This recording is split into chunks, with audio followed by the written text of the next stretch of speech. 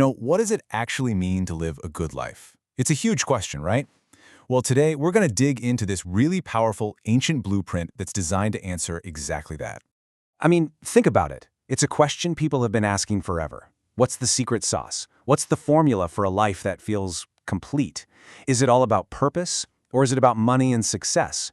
Or maybe it's just about enjoying the good things in life. It's a big one for sure. But what's cool is that some ancient wisdom gives us a surprisingly practical guide to figuring it out. So, the whole framework we're looking at today is built on these three core pillars. And it's super important to see them not as, separate items on a checklist, but as these interconnected foundations for a balanced life. They are Dharma, Artha, and Kama. So let's break down what each of these really means. Okay, so first up, let's start with what is pretty much the bedrock of this whole philosophy, and that's Dharma. You can think of it as the moral and ethical compass that's supposed to guide, everything else. So what is Dharma exactly? The best way to think about it is like the rule book for the game of life. It's the set of ethics, duties, and principles that make sure the game is fair and just for everyone playing. At its heart, it's all about doing the right thing. But how do you learn the rules to this game?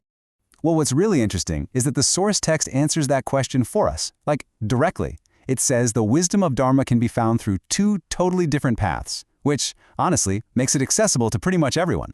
And this really breaks it down perfectly. You've got path one for the authorized, the scholars, the people who can dive deep into the scriptures themselves. But then there's path two, and this is for everybody else, the unauthorized. And for them, the way to learn is just by being around good, wise people. That's such a powerful idea, right? That you can learn how to be a good person, not just from books, but from the company you keep. All right, so now let's move on to the second pillar and see how this all starts to build on itself. Once you've got that moral foundation set with Dharma, the next thing to focus on is Artha. And this is all about skillfully gathering the resources you need to actually thrive in the world. Now, the key thing to get about Artha is that it's a two-step deal. It's not just about getting stuff. It's also about growing what you already have. So it's this really active, dynamic pursuit of prosperity. But, and this is super important, it has to be done within the moral boundaries you've set with Dharma. And what's really cool is how broad the idea of assets is here. Artha is not just about money. It includes your knowledge, land, livestock, your tools, and get this, even your friends are considered a form of wealth. It's this incredibly holistic view where your skills and your relationships are just as valuable as whatever's in your bank account. So let's zoom in on those two actions for a second. Acquiring something isn't just about getting handed things, like an inheritance.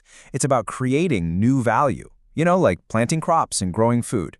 And growing isn't about hoarding stuff. It's about making your assets more valuable through smart use, maybe through business, and making sure they're actually serving a purpose. Okay, so how do you get good at Artha? Well, this isn't some abstract theory. It's a real practical skill.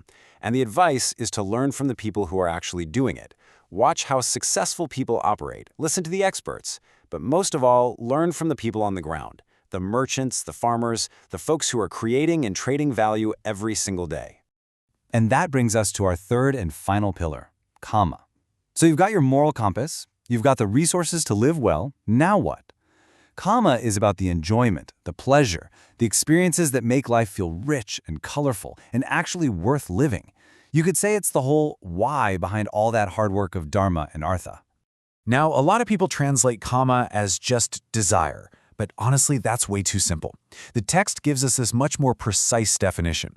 It's not just about wanting something. It's the actual positive experience that happens when your senses, your hearing, sight, taste, all of them, guided by your mind, connect with something in the world in a really pleasing way.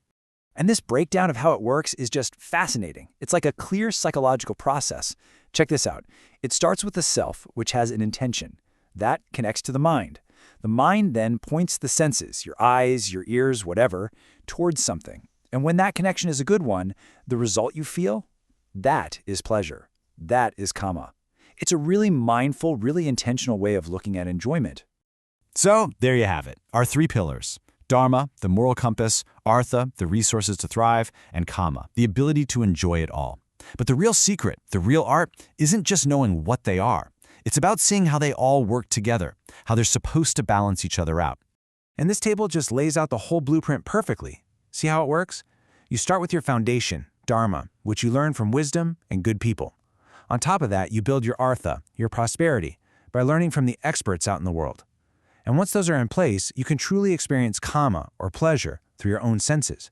Each piece has its own source of knowledge, but when you put them all together, that's what builds a complete life. So this ancient blueprint really leaves us with a challenge for our modern lives, doesn't it? It's more than just philosophy. It's kind of like a mirror. If you look at your own life, right now, which of these pillars feels the strongest? And maybe more importantly, which one might be getting a little neglected? Because the goal here isn't just to be successful, it's to be whole. And finding that personal balance, well, that's the real art of living.